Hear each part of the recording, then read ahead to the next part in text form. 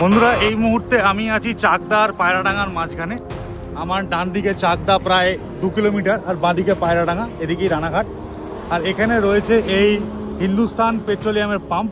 এই পাম্পে fuel restriction আছে, মানে পেট্রোল একটা নির্দিষ্ট পরিমাণের দেওয়া হচ্ছে।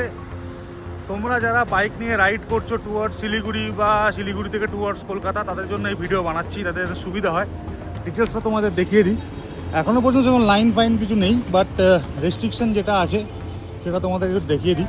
এখানে হচ্ছে 4 হুইলার 500 টাকার পেট্রোল পাওয়া যাবে, 2 হুইলার 200 টাকার পেট্রোল পাওয়া যাবে, ট্রাক বা লাইট ভেহিকেল 5000। এখানে একটু সংশোধন হবে এই জায়গাটা, আমি তোমাদের বলে দিচ্ছি 5000। আর ট্রাক আর হেভি ভেহিকেলের জন্য 20,000, এই 5000টা হবে না। সো আমি আরেকবার রিপিট করে দিই, 4 হুইলার হচ্ছে 500, 2 হুইলার 200, ট্রাক বা লাইট ভেহিকেল 5000, আর হেভি ভেহিকেল 20,000।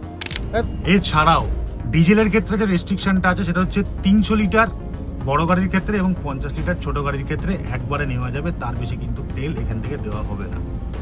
তোমরা যারা নদিয়া বা তার আশপাশ থেকে ভিডিও দেখছো তারা ভিডিওটা শেয়ার করে দাও। এটা হচ্ছে চাকদার একটা হিন্দুস্তান পেট্রোলিয়ামের পাম্প।